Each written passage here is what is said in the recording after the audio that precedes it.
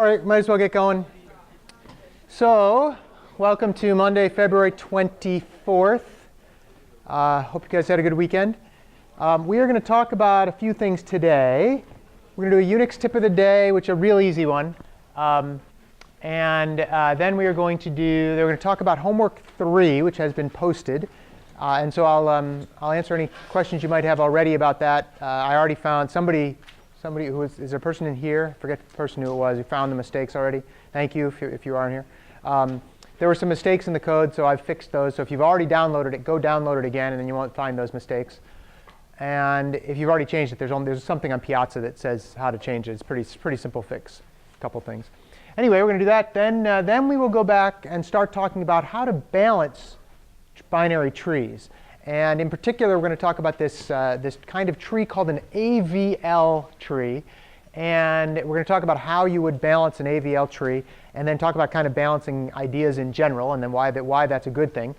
And then finally, we're going to talk about whether or not we can represent a tree as an array instead of as a linked structure, which is what we've been doing. You never know. We'll get to there.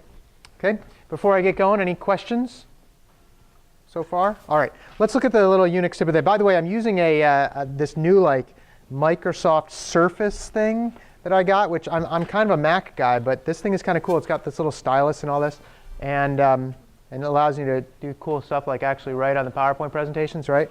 And then it's got an eraser on here, so I can actually erase some of it too. It's kind of cool. Anyway, if there's technical difficulties, I apologize in advance. So I also have to use putty or whatever. So here's what I've got up here. I've actually logged in already in the homework server. There's a program on the server called tree, and what it does is it actually lists out your directory in kind of a fun tree format. So if I do tree and then less, you can see this is the structure for our class that I have up so far, right? Our assignment 2, I guess. And then it kind of lists it out, and it prints it nicely for you and shows you where. So in to provide, there's a whole bunch of files there, right? So anyway, that's all. It's just a short little one. If you want to get a nice, pretty listing of all your directories, just type tree and then the name. I don't know what else tree does. I haven't actually ever typed man tree to see. Man tree, list contents of directories in a tree-like format. I knew that already. Holy smokes! Look at all those options. Wow. OK, well, there's a lot of options. I don't know about any of them. I know how to type tree. About it. So anyway, OK, so that's that. Questions on that? That was a quick one. Linux tip of the day, or Unix tip of the day. OK. All right, homework 3. So homework 3 is a follow-on to homework 2 in that it is another calendar program. And the calendar program is more extensive. And if you download the code, you'll notice there's a ton of code. And most of it you don't need to touch. The reason there's so much code is because I thought it would be kind of fun to be able to import from your own Google calendars. And so I started writing this whole thing, and then 7 hours later, I'm still oh, what have I done? And the problem is that Google doesn't actually export your calendar in a CSV format, which is too bad. They allow you to import in the CSV format, but they won't export it in a CSV format. So I had to convert it. And then they store all their dates in what's called GMT, Greenwich Mean Time, right? And so I had to convert all the times. And then when you convert times, what happens if a time happens to be on the 1st of the month in the morning, right? Well, then the month has to go back one, right? And then what happens? And then a lot of months have 31 days, and some months have 30 days. And there's that February, which who knows what it's got, right? I just kind of ignored anything about February 29th, right? So there's lots of little stuff like that I had to dig down and do. And trust me when I say that you really don't want to deal with dates or times very often. Let somebody else deal with it and use a library that already does it. Alas. Anyway, so you'll notice there's 6, maybe 7 different functions you have to write in the homework. It's not a ton of stuff. I've already heard rumblings that it's a little bit that it's less straightforward than it might be. So if you have questions, put questions on Piazza if you don't understand it.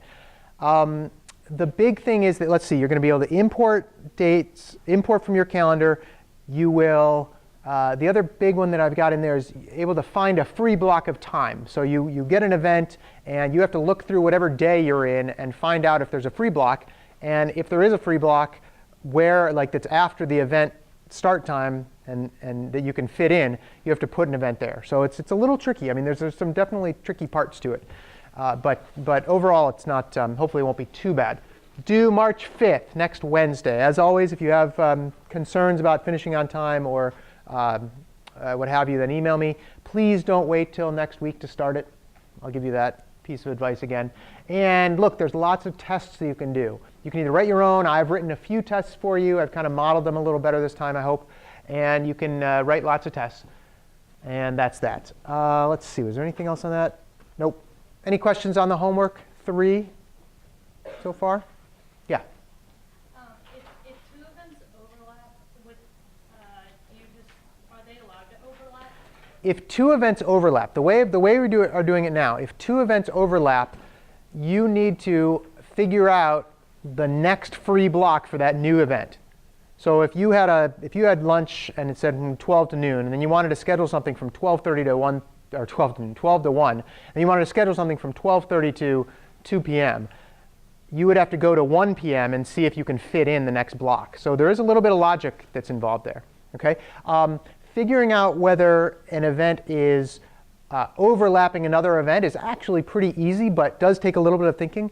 Go ahead and Google it. I don't really care. I mean, there's a Stack Overflow post which tells you exactly how to determine if 2 events overlap. I mean, and that's fine with me. I mean, and there's really no way to steal that. There's no code there, I don't think. But don't steal the code. But look at the idea. Oh, I get it now. I mean, try to think about it yourself. But if you can't figure it out, yeah, that's something you can easily Google. I don't see why you wouldn't want to do that if you can help it. Yes, you had a question? Oh, okay. So like, if you're trying to book lunch at times, but it overlaps with something at like 12 o'clock. If you're trying to book lunch and it overlaps with something at 12, yes. Then you go to the function or whatever it is to find the next available time. You go to the next available time, yep. Or the next available time is like 10 o'clock. If the next available time is 10 o'clock, too bad. I mean, it schedules it then, and then you eat lunch really late that day, I guess. I mean, I think that, you know, in a commercial version, obviously you wouldn't do that. But we're trying to test some things if you know, if you can figure out the logic. But yeah. Yes? Somewhere in the code, there's a conditional that's exactly the same, and it's written twice in the function. I can't remember. Uh-oh. But it's like, it calls expand if it's true twice. Should we just leave that in there, or does it make a difference? It shouldn't be calling expand twice. Maybe if you can find the line that it's on, email me and I'll take a look. It might be my mistake. Yeah. I don't know. Question? Yeah. For the next available time, do we only look for the next block after the desired start time? Yes. Don't start before. Like, in other words, I mean, we could have made it more advanced than that, but I think at this point, just go to the start time that you want to start at. If you can't fit there, try to find the next one during the day. And if you can't make it if you can't end at midnight, then the event, you have to put it on a line that says, I could not find a spot for this. Don't go to the next day or whatever. Yeah. So, yes? Let's say you schedule an event that starts like at the end of one day and it ends at the beginning of another day. And then you call a function that prints out that first day. How much of that event is it? Yeah, good question. So the question is, if you have an event that goes across days, we're not doing that. We're saying that days are independent of each other. Probably not the best idea. Like you should probably, I mean, in a actual calendar program, events can certainly go between midnight and, or between 11:30 p.m. and 1 a.m. But we're just not going to bother with that for now. But in the assignment, it said we had to give like a start date and an end date. Yeah, so that should always be the same. Okay. As it turns out, it should always be the start date and the end date should always be the same. Yeah, good question. Yeah, I just didn't. Again, it was. Do I make this really advanced and have you do all these corner cases and things, or do I kind of try to stick to what I want you to know? And I just made the call to do that. But if you ever decide to publish this calendar, then make sure you figure that part out. So yeah. Any other questions on that? Okay, good. All right. So let's go back just a little bit to talk about what we finished with the other day, which was whether or not how to do a replacement for a binary search tree. Okay, and we all thought up some great ideas, and then I said, well, this is not a bad one right here, and this is the one we're gonna kind of focus on, where you replace the smallest data in the right subtree. Sorry, you replace the node you want to delete with the smallest data in the right subtree and then recursively delete that node, which is now empty. So for instance, right, if we're trying to get rid of 2, right, we're trying to get rid of 2, then what we do is we find in the right subtree, we find the lowest data, which happens to be 3. So now 3 goes up here, and then you have to recursively delete 3. But the nice thing about recursively deleting that 3 is that it's easy. If you find the smallest element in your right subtree, it will always, or it will never have its own left element because it would have been bigger than that, right? So we know that it's really easy to replace 3 by bypassing 3 and pointing 5 straight to 3 in this case. So it's actually not too hard once you do that. Okay, you only have to change a couple different pointers. Okay, but the thing is, a lot of times when we get to things that are tricky like this, we might say, hey, instead of actually deleting it, let's just mark it. Let's do this thing called lazy deletion. And lazy deletion says, I'm just going to mark that node as being removed, so that whenever I have to change my other algorithms to kind of know that that one has been removed. And what that means is if I'm doing a search through, just skip it. Right? It's still going to have the same behavior as all the other nodes. It's just when you get to it, just bypass it completely. Okay? And the nice thing about that is then you don't have to do any deleting. It does make your tree a little bit bigger. But if you happen to be keeping a count of how many elements of a certain element there is, like if there's however many 3s there are or 2s, well, then you can just decrement it to 0 and know that 0 means there aren't any. The other nice thing is, what if you have a tree structure where you're going to be deleting some elements and then possibly adding them back in again? Well, if you delete 3 and then at some point later in your program add 3 again, the data structures it's already there, and you don't need to actually go and insert anything either. So depending on what you're using this tree for, it might be a good idea to do lazy deletion and have updates to just the count and so forth. Okay? Questions on that? Just want to make sure that this deleting is not necessarily always delete. Okay? Good. All right. So I mentioned the other day that balancing your tree is kind of important in the sense that we can get some pretty degenerate trees, right? The one that I gave the other day was if you had a binary search tree and you were inserting 1, 2, 3, 4, you get 1, then 2, then 3, then 4, and it's just like a linked list because it's not balanced and it's not particularly effective, right? Well, there are structures that allow you to, when you're inserting into a tree, balance them properly. Okay? One thing we could do is we could say, and by the way, I mean, well, if you do balance the search tree, the nice thing is you end up with the depth of the tree being hopefully close to log of the number of elements, which means if you're doing some sort of search, you don't have to go down that far, and you save lots and lots of time. Okay, so that's a good thing. Now, one solution might be to say, OK, fine. My left tree from my root has to be the same height as my right tree. Would that solve some of these problems? Now you're balancing it left and right? I would think it would. The problem is, then you could end up with a tree that looks like this, right? Again, sure, that's balanced, but it's not a particularly good binary search tree, right? Well, in this case, not a search tree, but in the sense of being a binary tree, it's balanced, but it's not very nice because you still have to go down lots of levels. Okay, not the best idea. Another idea would be to say, fine, if we're not going to let just the root be balanced, let's balance every node or every subtree. Okay, like this one. Well, the problem with that is that's a little bit too hard to do in the sense that you get some good benefits from that, right? That you have very small depth, in fact, the minimum depth. But what are you going to do with extra elements that don't fit in? Like a full tree like this. This is what we call I'm going to blank on it. Not a complete tree. We get to it later in the lecture. But it's the full tree, I guess. It is if it's not a power of 2 to the n minus 1 root nodes, it's not going to be complete like that. So you got to deal with that. And again, it's too rigid of a consideration, okay, to actually have this. So what do we do instead?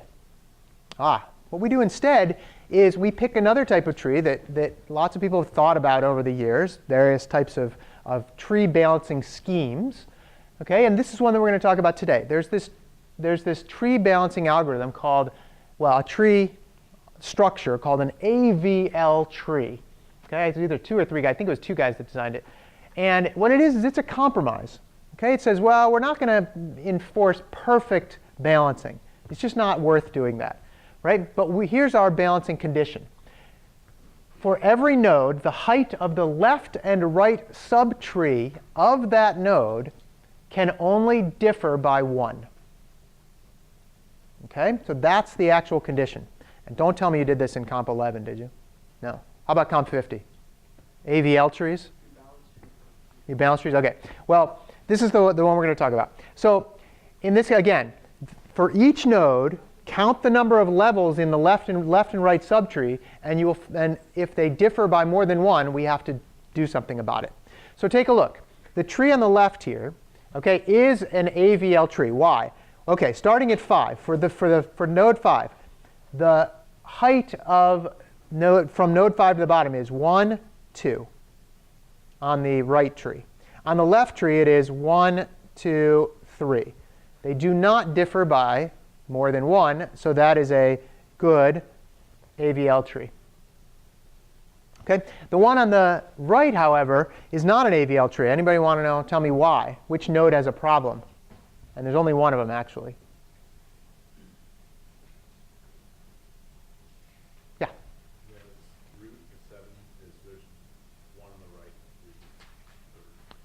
So for 7, 1 and 1, 2, 3. Yeah, that's one of them. So maybe there are 2, actually. Hang on. Whoops. Yeah, so this one, yeah, you're right. So it's 1, and then 1, 2, 3 to get down there. So those do not balance, right? How about 2? Does 2 have a problem? 1, 2, or 1, 2, and then 1. So no, and then 8 doesn't have a problem. So yeah, it's the 7 in that case. Okay. Question so far on what an AVL tree is? Each subtree has to have have a height difference of no greater than 1. Yes. Yeah. The back one? Yeah, I messed up on this one. That should have been some. If that was a binary search tree, that should not have been a 7. Yep. It should have been a 6 probably. Yeah. Good question. All right.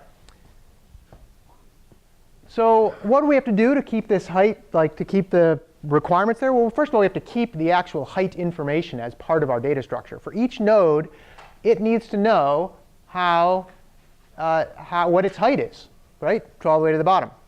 How does it update that? Well, when you insert, remember, when you insert into a node, if you do it, especially if you do it recursively, if you insert into a tree, binary search tree recursively, you end up at the bottom.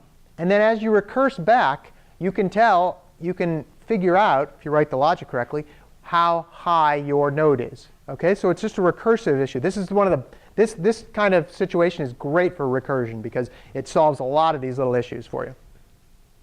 Okay, and so you keep the information as you back your way up the tree. You keep the information. Okay, and then you do have to maintain this AVL property, which is the tricky part, which is what we're going to go into in a few minutes, and I'm going to do lots of good examples for that. And you're going to go online and see some examples too. Or we're going to go online and see some examples. So let's say we were trying to insert 6 into this tree. Okay? So we try to insert 6 into this tree.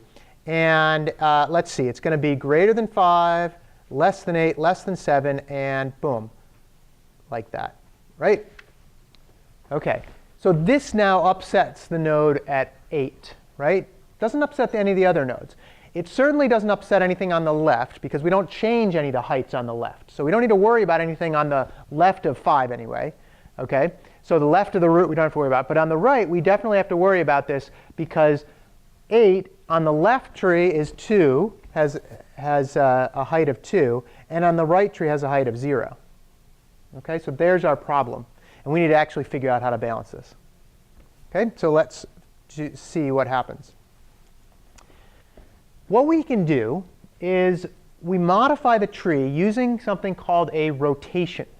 Okay? And I'll show you the rotations, and they take a little bit of time to get your head wrapped around. But once you do, you go, oh, I get it. I see what's going on. after the insertion, okay, the nodes on the path from the insertion might have their balance altered. Again, nothing to the past the root on the other side. That part's fine. The root could have a problem, but nothing on the other side going down the tree. Okay, because only the nodes on the right-hand side have had, or on the side that you're talking about the insertion of, had their subtrees actually changed. Okay, again, we're going to rebalance as we go up. One of the cool things about this technique is that balancing on the way back up is not, you don't need to actually balance more than once. We're only going to need to do one rotation. There's a couple different types of rotations, but you only need to do it once. Okay? All right. So here's a little bit of kind of mathy stuff, right? If we're going to call the node to be balanced alpha, because each node only has 2 children, okay, a height imbalance requires that the 2 subtrees differ by 2. Okay? If you have a balance problem, then you've got a difference of at least 2. Well, in fact, just 2. Okay? And there's 4 different cases, and that's kind of where the tricky part of programming this comes in. There's 4 different types of things you have to worry about. Luckily, there 2 pairs of them are symmetrical, so it's actually, we only really have to learn 2 things. An insertion into the left subtree of the left child of that node. What does that mean? If you look at node 2, okay, let's say we look at 2 up here, the left subtree of the left child, this is the left child. If we inserted a node down here somewhere, and by the way, that can have lots of other tree like punch down there too, okay, like lots of other subtrees down there. But the left subtree of the left node is somewhere down here for 2 in this case. Okay, the right number 2 up here, the insertion to the right subtree of the left child. Well, it's the same thing. The left child's right subtree would be down here. Okay. An insertion into the left subtree of the right child. The right, I should probably erase this, hang on. Nope. Nope. Oh, there we go. Oh, I don't think it did it actually. Hang on. No, it didn't. My eraser doesn't work. Come on, Microsoft. All right, well, anyway. An insertion into the left subtree of the right child would be the left subtree somewhere down here or here because of 2, the right subchild, or the right child and the left subtree, somewhere down there. And then finally, an insertion into the right subtree of the right child would be somewhere down here if we're talking about 2. Any questions on that? Those are the 4 different possibilities. No other possibilities for an individual node. Good. All right. For the outside cases, in other words, the case where you do a left subtree of the left child or a right subtree of the right child, we can do this. We can do a single rotation, we call it. And I'll show you what that means in a minute. If we have to do a left-right or a right-left insertion, then we can do then we have to do this other complex rotation called a double rotation. And again, you'll see what it looks like in a couple minutes. In fact, like right now. Okay, this confused some people in the earlier class. Let me go over this pretty slowly. What this is showing you, this is like breaking the tree into slightly different parts, but it's not like x and k's, like x, y, and z are different than the k's in this following sense. K1 is just a node. K2 is just a node. X, this is an entire subtree underneath K1. And it happens to go down to this level right over here. Okay, see these little dashed lines are the levels? So it's not that this is a node and X is another node. It's not that X is another node. X is actually a whole other subtree. Does that make sense? Stare at it for another second or so while I see if I can erase here. I can't. You have to click on it? What? What do you mean? No, that didn't work. Hang on. No, I don't know. I thought you could just erase, but it's not working. Maybe. Anyway, again, the tree here is the K1 and K2 are nodes, and then underneath, like Z happens to be one node, and so does Y. But we can consider that a subtree, because isn't a node with one element still a subtree, even though it's just got one element? I just drew it like this to show you that, look, in this case, there's a problem. There's a problem with what? K2 is out of balance. Why? K2's right subtree goes down one level. K2's left subtree goes down 1, 2, 3 levels. It goes all the way down to this level, and these are the levels here. Okay? So that's the issue here. We're trying to redo this, or reformat this tree so that x goes up and z goes down. If we could have x go all the way up to the top level or whatever, that's fine too. But however it works, they have to be at most. We could have x go up 1, and that would be fine. Or we could have z go down 1, and that would be fine. Okay, but let's see how it actually works. Okay. All right. Here's a visualization for you. Okay, if you're going to do this, what has to happen is, so on the left, we need to try to raise up the left.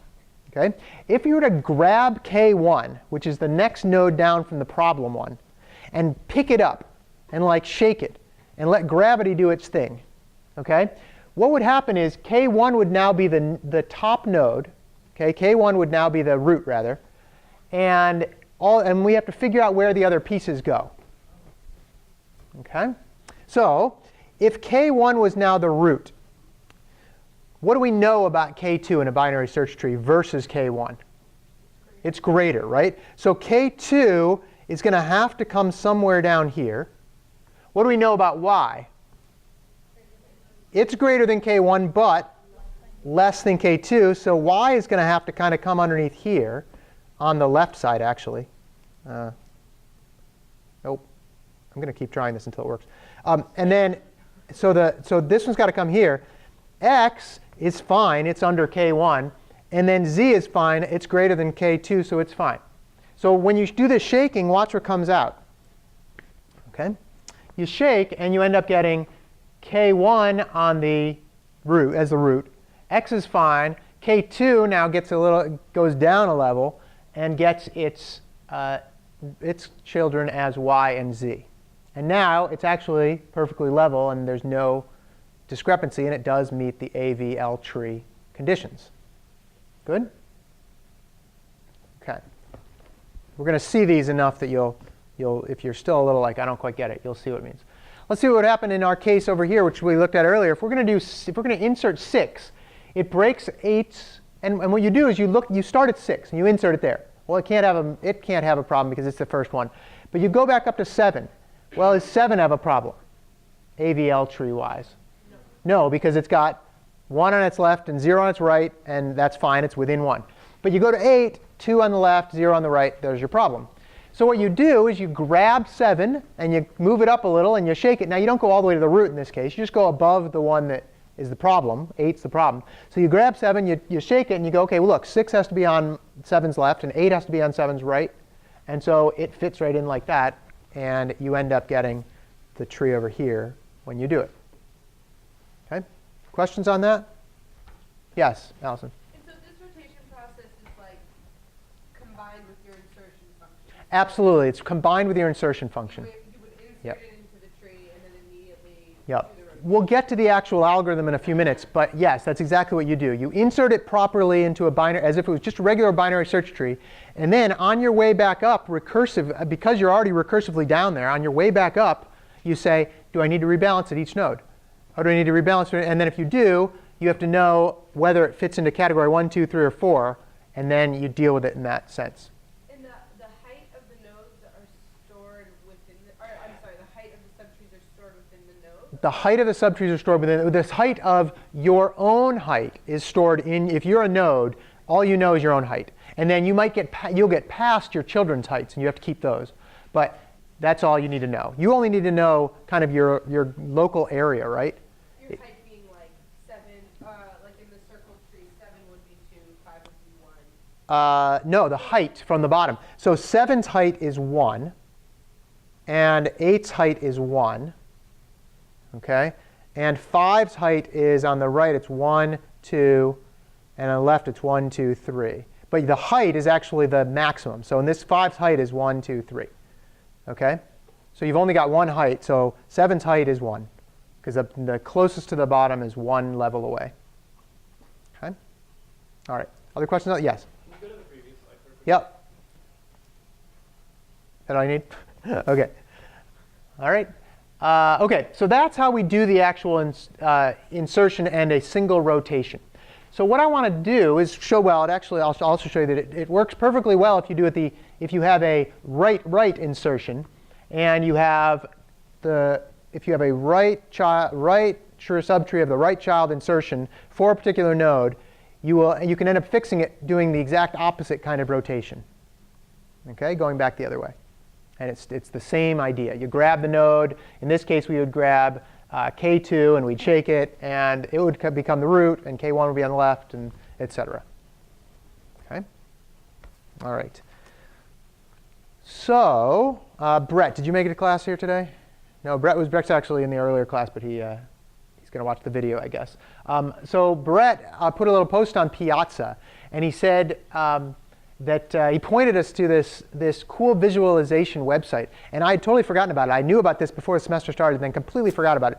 And it's similar to what I showed you last week, but it's got lots of cool examples of various types of things, including an AVL tree. Okay, so here's what I'm going to do. I'm going to bring this down.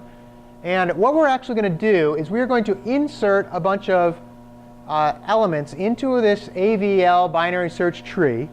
And we're going to see what the animation does to do it, okay? And I'll pause along the way, and we can back up and go back and forth, and I can show you what it actually looks like here. But here's the order we're going to do. We're going to do 3. You don't have to memorize this. 3, 2, 1, 4, 5, 6. That's what we're going to do, okay?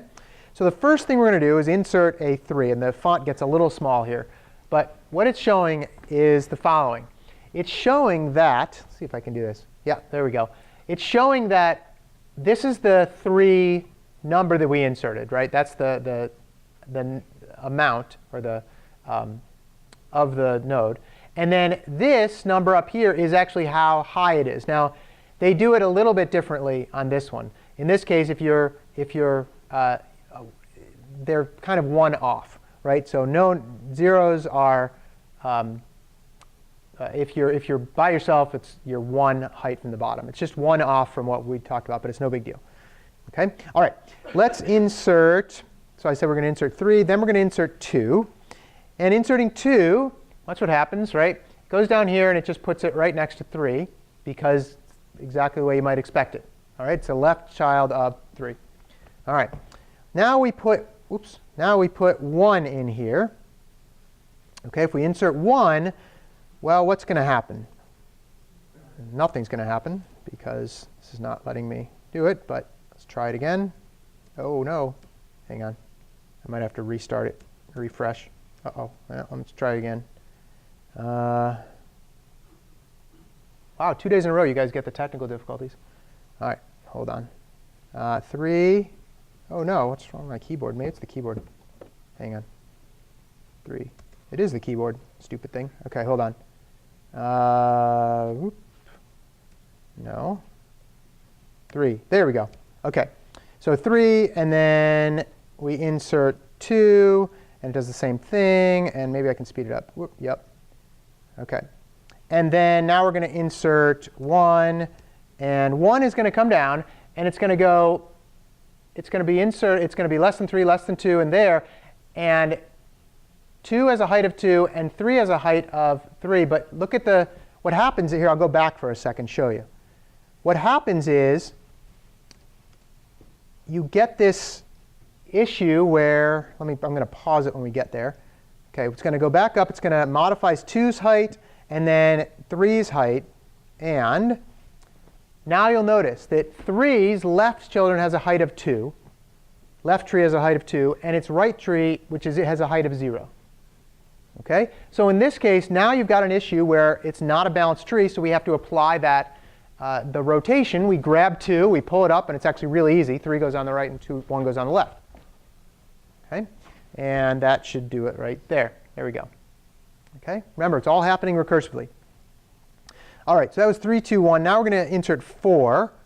And 4 should be where? Greater than 2, greater than 3, and down there. And we update 2 is fine, and 3 is fine. And are there any problems with this?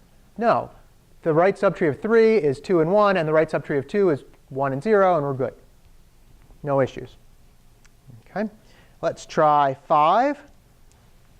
We insert 5 here. 5 will go to the right of 4, so I bet we have a problem. Right, like that and that. Not a problem yet. Now there's your problem, okay, because you've got 2 in there, and then we do the rotation and we go. Anybody want to see that rotation again? You want to see it one more time? Let's see. Go back, and then we're going to put 5 in there again. And okay, I will pause it at the right look at the right time just to see. 4, 5, back up, and there's your problem. And oh, that's weird with that pulsing arrow. Oh man, it's going to screw me up. Okay, so anyway, so now we're going to, so the problem is with 3. 3 has an unbalanced condition. So you grab 2 and you hoist it up. 2 goes under, I'm sorry, you grab 4. Sorry, you grab 4 and you hoist it up, and it's going to be under node 2, and 3 is going to be on the left, and 5 is going to be on the right. Okay, just a rotation. Like so. And then once you get back up, now you don't have any problem with the top node because its children have already been fixed. Okay, and then finally, well, we'll do 2 more. We'll do 6 and 7. So 6 goes like this, and comes in, and let's see. Is 6 going to give us a problem? Yeah, 6 is going to give us a problem all the way at the top, I bet. Right? Right? Now, why is this a problem? Because, look, the left tree of node 2 is 1, and the right tree is 3. There's your problem. OK, which one do you grab? You grab node 4, you hoist it up, and it becomes the new root, and then everything else falls out underneath it. OK, like that. All right, and then finally, we will insert 7. And 7 is also going to cause a problem, but all the way down at node 6, as you'll see. Well, actually, 5. So we go up here, we go to 5. Oops, we got a problem. Grab 6, rotate it, and there you go. And now we've actually got a perfectly balanced tree. OK? Kind of nice. Questions on single rotation?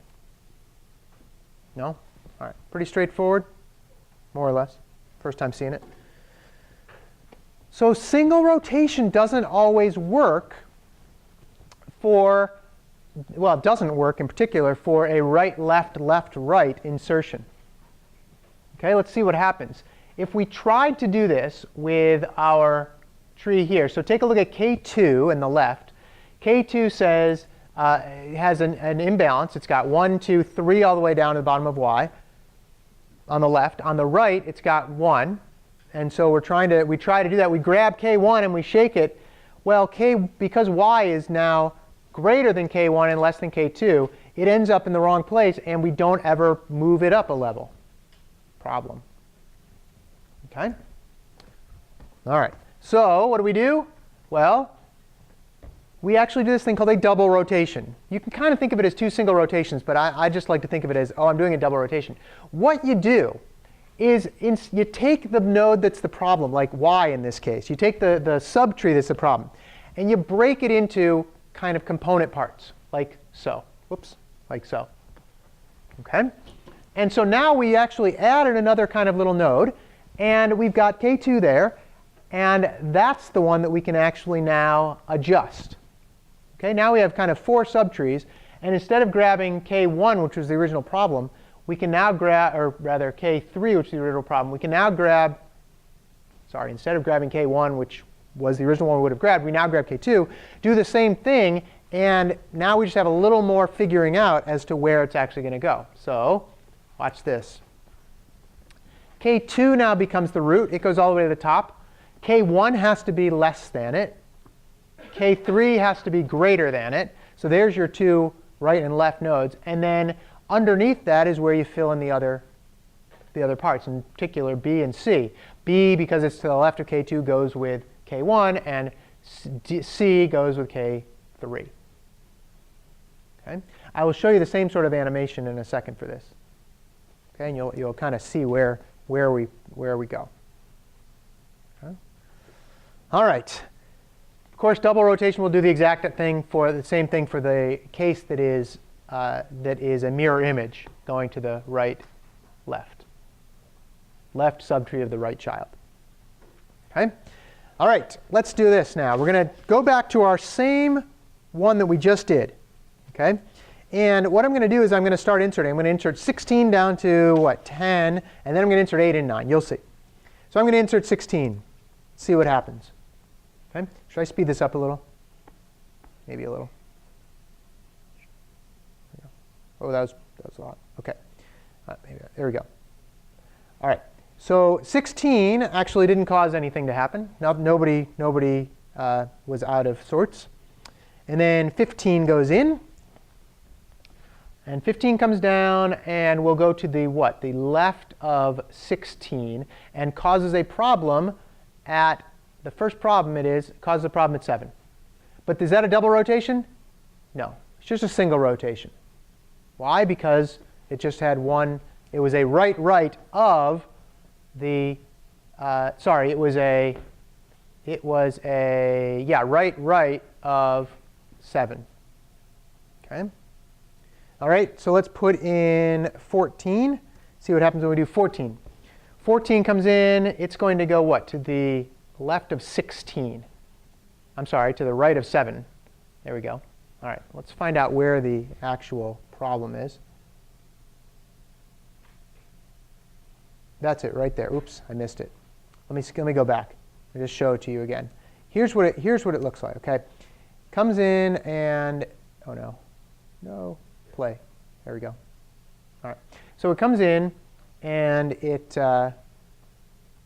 ends up down there. We don't have any issues yet. No issues yet. And finally, we have an issue. OK, what's the issue? Node 6 has 1 on the left and 3 on the right.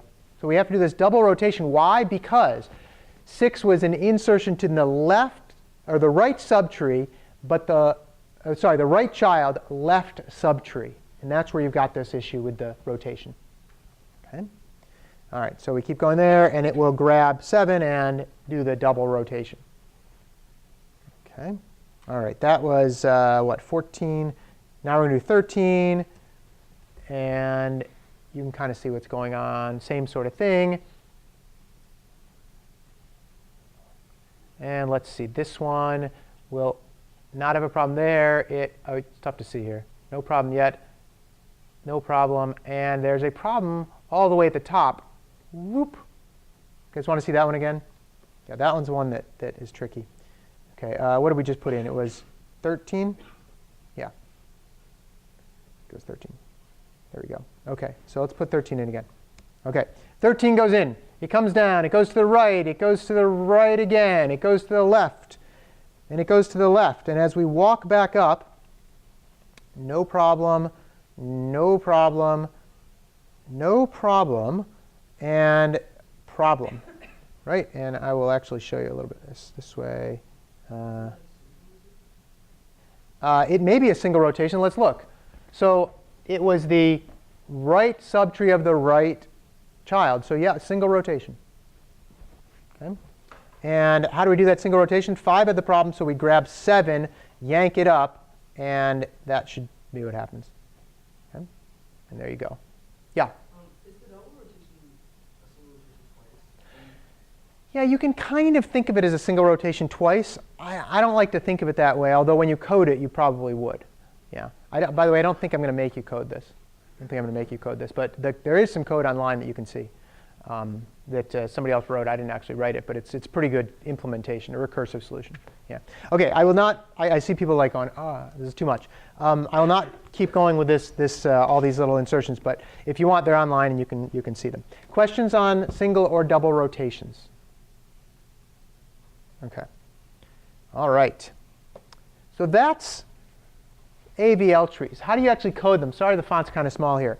How do you actually code them? Well, it's as Allison said earlier. I think it was Allison who said you just insert, just as if you were doing an insertion into a binary search tree.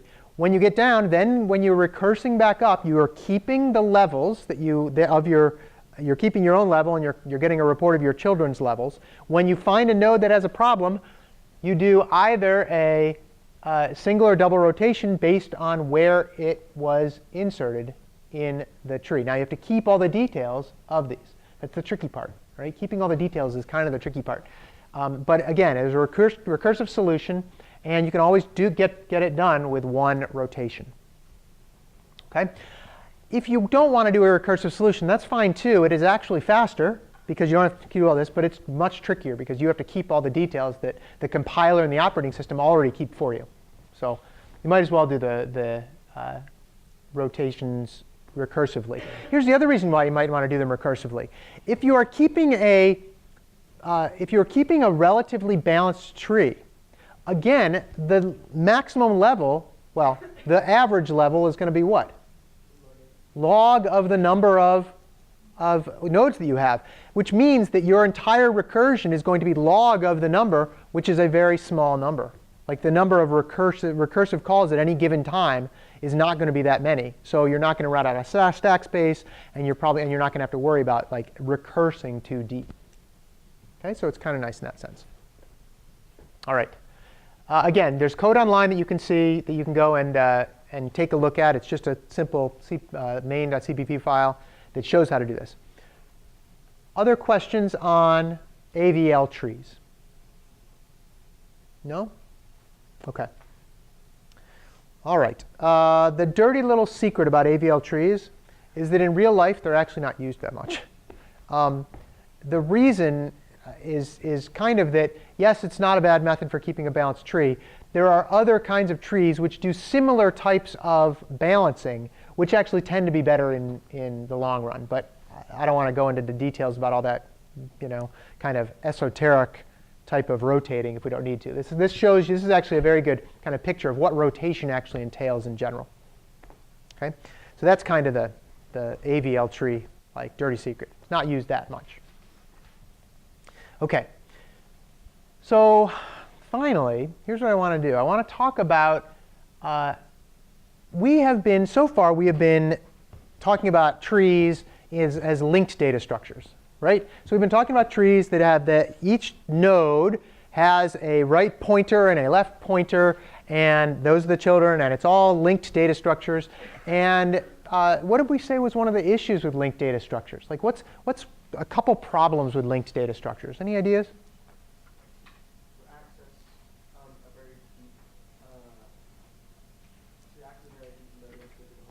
Yeah, to access a very deep node, you have to go through a whole tree. Now, again, with trees, if you're keeping them relatively balanced, the good news is that you shouldn't have to go that deep. That's true. What's another issue with trees, or with linked structures? Yeah?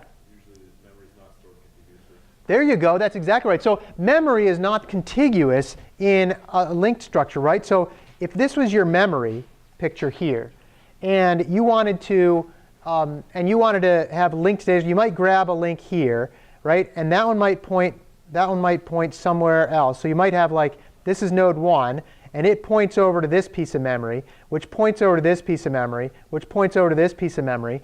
And your memory system just doesn't work very well in that sort of form. Okay? Memory systems work best when you have contiguous pieces of memory, and you have memory that is that you can grab in those big chunks. Okay? If you fragment your memory too much like this, then you end up in situations where the memory system doesn't work so well. Caches are broken. You pay all this extra money for your computer that has this great cache in it, and you can't use them. OK, so what do we want to do? We want to see if there's a way to represent a tree in a nice fast array. OK, well, the fact that I'm doing this probably tells you the answer to whether or not we can do it, right? But here's how we're going to do it. Okay, the first thing we need to talk about, this is the word I was blanking on earlier. A full binary tree is what the tree on the right the top right looks like up there. Okay, it has a complete set of nodes. There are no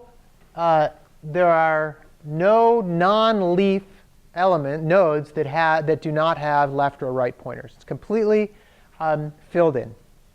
Okay, that is a full binary tree. A complete binary tree is somewhat similar. A complete binary tree is if you were filling in the full binary tree but just stopped somewhere along the way. But you always fill in from left to right. Okay, you always fill in a left child, then a right child. Okay, so if you take a look at the bottom right one, as you're going down, the only elements that are that aren't leaves that don't have children are the ones that to the right of the one that is filled. Okay, so that's called a complete binary tree. Questions on that? Complete versus full. It's going to become necessary to know that difference in a minute.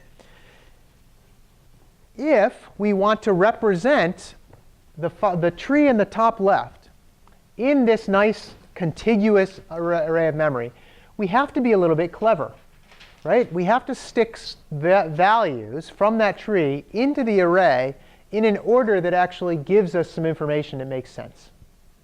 Okay? Anybody want to start me off where they might think about putting some element?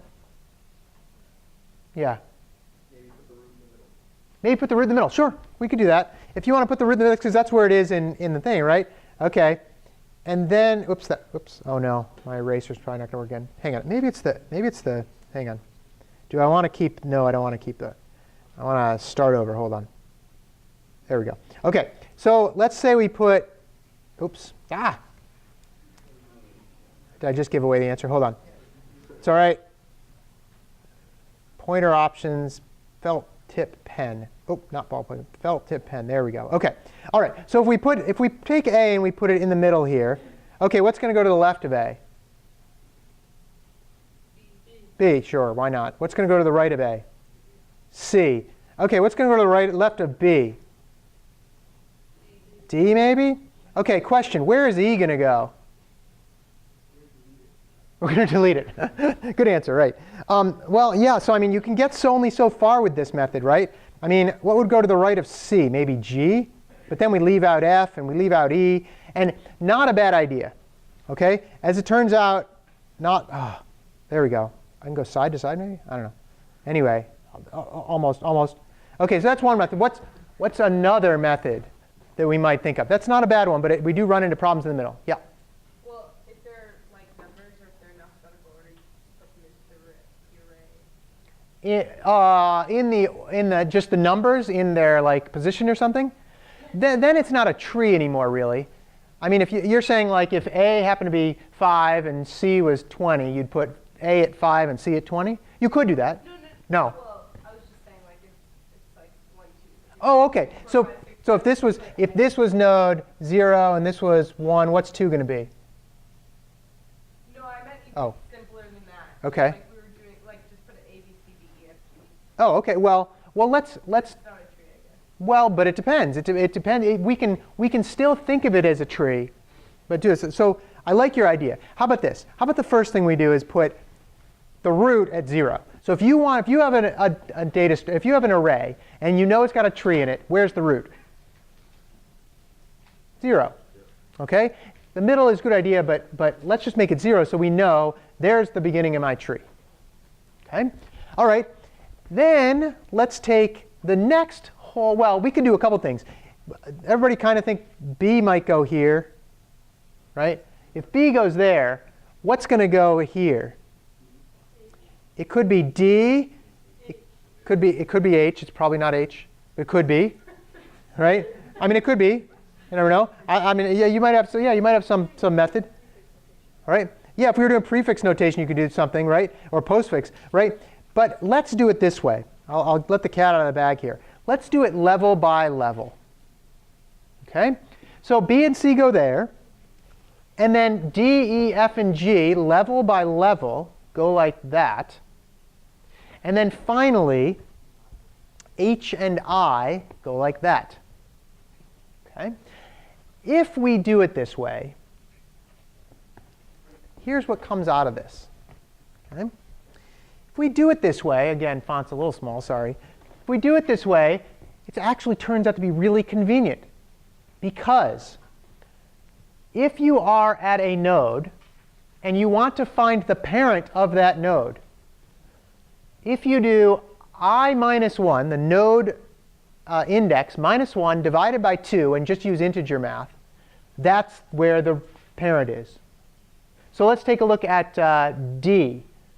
D's parent is at 3 minus 1, which is 2, divided by 2 is 1. D's parent better be at position 1. And indeed, it is. OK? D's parent is B, and D's parent is at location 1. What's that? What do we do with E? E, index is 4. 4 minus 1 is 3, right? 3 divided by 2 is 1 with a remainder. But we don't worry about that. It's integer math, so it's 1. So E also has its parent at B. Kind of cool.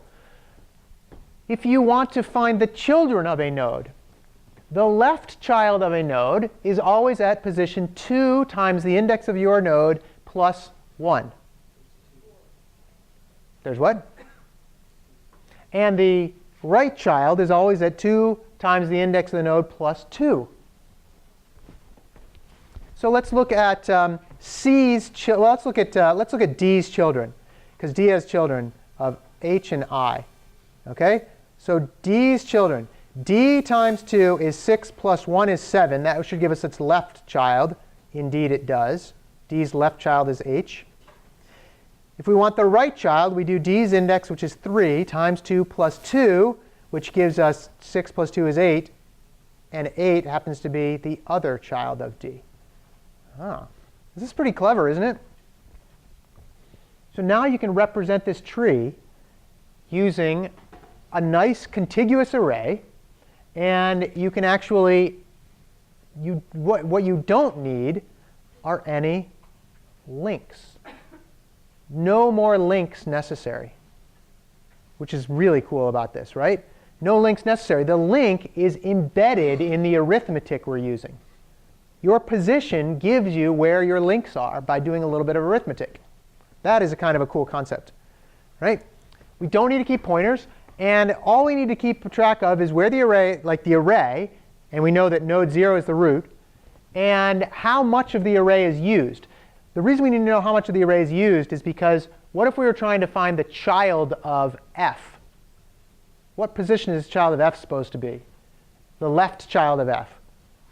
2 times 5 plus 1, 10, 11. We don't even have a position 11. So you need to know where your array, what the maximum one in your array is. Okay? Questions on that? Kind of a cool idea. Yes? I forgot, is this part of the definition of a complete tree? What if F had only one left branch? Yeah, good question. If left had a branch, then it would not be a complete tree. Okay. Now, wait 1 minute. We'll see what we can do about that if we want to still represent non-complete trees. Okay, but the first thing we want to do is represent complete trees. And then if you know where you end, you know that you must not have any there. This would not, complete tree, you can't really make it's not easy to make a binary search tree a complete tree because of what we are. It's always kind of going to be out of sorts if you try to do that. Okay? All right, questions on this so far? Okay. If you want to do your recursive functions, right? Your post-order traversal, or your in-order traversal, or your level-order traversal, you just need to learn a little bit of arithmetic. You need to know those rules instead of the fact that you've got a left pointer or a right pointer, right? Take a look at the print post-order, and this code is online too. I wrote this. It's on the website. If you want to look at the post-order, in other words, we go all the way down and we get to H. Then we print out D. Then we print out I. Then we print, no, sorry, we go to H. Then we print out I. Then we print out D. Then we print out E, then B, et cetera. The post order at the end. Here's what you have to do. If you're greater than your count, you're done. The tree doesn't go that far. Print post order of index times 2 plus 1. Index times 2 plus 1 is your left child, right? And then you call print post order on your right child, which is the index of u times 2 plus 2. This is really fast. Why? Because it's just arithmetic, and computers are really good at that, and they do it really fast. And it's an array, so you can use caches, and you can use all these great benefits of the type of computer system we use, and you get that out of it. You get the benefits of all that. And then you finally print your element. In the lab this week, you will be writing one of these. For those of you who did already, you have seen it. But for those of you who have not, you will be writing one of these. Not for a binary tree, but, well, not for an array, sorry, but you'll be doing the traversing of the tree. Yes? When would you ever increment, index, or You would not increment them. Remember, this is a recursive solution, right? So you're always calling the same function again in here. When you call that function again, then you'll get a different number for count. So count could be too high. Okay? And remember, let's say we were at f, and we were trying to, if we were at f and we called this, it would do what? It would say, am I greater than count? No. Print post order of 10, 11. And then it would call this again, and it would say, oh, we're too high. Count is less than 11. And then it would return immediately because there's no child. Okay, you see how that works? Kind of fun stuff. Okay, all right. Can we, now this kind of comes to the question of, can we represent non-complete trees using this method? We can. What are the problems with it? You might get some empty spaces. Yeah, how do you deal with empty spaces? You can't say, oh, now I've got a count of how many elements, because the elements could be empty, and who knows? What could you do? Keep count of how many levels. I'm not sure that would really do, it would not fill in all the blanks for you. Like, you need an individual blank. You don't put anything in there. Well, it's got to have a value. It's an array. It's got to have some value. Yeah? There you go. That's exactly what you do. Create, is that what you were going to say as well? That's all you do is you create something that represents empty. In this case, let's say all your numbers are going to be positive numbers. Well, if you start out and fill your entire array with -1, well, then when you get to a -1, you say, oh, that doesn't exist in the tree. Okay, because -1 means it's empty, that position is empty. Now, you have to be able to represent it. You can't represent all your integers there. You'd have to have 1 which says that's empty. There's various ways of doing that, but you can do it that way. Okay? All right. So let's see. Can we, and then in this case, how big does the array have to be? Well, we'll get to that in one sec. Let's take a look at trying to do this one. Can we represent, well, we just said we can. Let's represent this binary search tree in an array. Okay? So we start out with all these -1s. Okay? There are all these -1s. So where is 5 going to go? It's going to go at 0. Okay? So let's put it there. I'm going to cross out the -1. I'm just going to put it above it. 5. Okay? 6 is the right child of 5. Right? Remember the two formulas. For the left child, it was n. Well, I guess I used I, didn't I? It was, oh no, come on, there we go. It was I times 2 plus 1. And for the right child, it was I times 2 plus 2. OK, so if element 6, which is to the right of element 5, OK, so it's the right child of 5, where is it going to go? What position? It's going to go at position 2, because 0 times 2 is 0 plus 2 is 2. So it's going to go right here. So 6 is going to go here. OK, where is 9 going to go? 9 is 6's right child. So that's going to be 2 times 2 is 4 plus 2 is 6. So now 9 is going to go here. And then finally, where is 7 going to go? 7 is the left child of 9. So left child of 9, 6 times 2 plus 1 is going to be where? 13. 7 is going to be there. OK. What is the problem with this? Jason already kind of gave us the answer to this. What's the problem with this method? Not this method, but the idea of doing it this way? Yeah. Wasting a lot of space. Absolutely. Right? You're wasting all these extra blank spaces that may never get filled. And for every level you go down, how much more space do you need in your array? How much? Twice as much, yeah. So this has 4 levels, right? So we need how much space total? We need 2 to the, let's see, the maximum one could be, the maximum one in there would be what? 2 to the, I guess it'd be 2 to the 3rd, I guess. We need 8 spots. Oh no, we need, sorry, 2 to the 4th, 16 spots. Yeah, which we've got. If we, I guess you'd need 16 minus 1 maybe. But if we wanted to put one more level, we would need 32 spots. If we wanted to put one more level after that, you'd need 64, et cetera, et cetera. I mean, the good news for a binary tree, if you're keeping it if you are keeping it balanced, is you're not going to have that many levels. So you're never going to need that many elements. But if you don't keep it balanced, yeah, then you're going to run into trouble. Okay, and this could get big really fast. In fact, too fast to make it possible or practical. Yes? So question about balancing. Is balancing more difficult with an array? Is balancing more difficult with an array? I don't know, what do you think? Do you think it's more difficult? Yeah, I mean, it's all about understanding the problem and then figuring out how to implement it, right? Is it harder to implement? I mean, if you're good at, you have to do a lot of thinking about, OK, what does that mean my left child's going to be? Oh, it's going to be 2i plus 1. And you got to think about a lot of that. So it's only tricky in the sense that you have to turn the model around in your head and figure out how and make sure you understand how it's supposed to be in the order. It wouldn't be any harder to implement. In fact, it might be really fast. Because moving an entire subtree would require moving a lot of things into like. Moving an entire subtree would, yeah, that's a good point. Moving a bunch of, well, yeah, if you had to move a bunch, for every element that you move, you have to move all of its children because they are all dependent, and all of their children because they are all dependent on their position. Yes, you do have to do that. So yeah, so in that case, it would be more difficult to move it. Yeah, good question. What other questions you guys have on this stuff? Nothing else?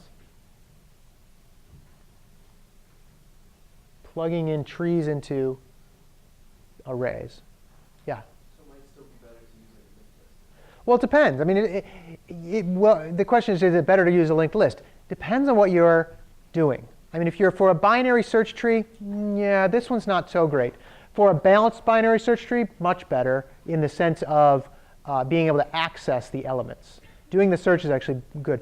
For a linked list, yeah, you don't have to go down that far. If you're a binary search tree with links, you don't have to go down that far. So there are trade-offs, but we will get to more of this kind of arithmetic you have to do in other forms of data structures that we'll see in a little bit. But yeah, the trade-offs are, you should think about those before you actually go and build something like this. Okay. All right. All right. I actually believe that is all I've got for today. If you have any other questions, then stop by, and we'll see you in lab or on Wednesday.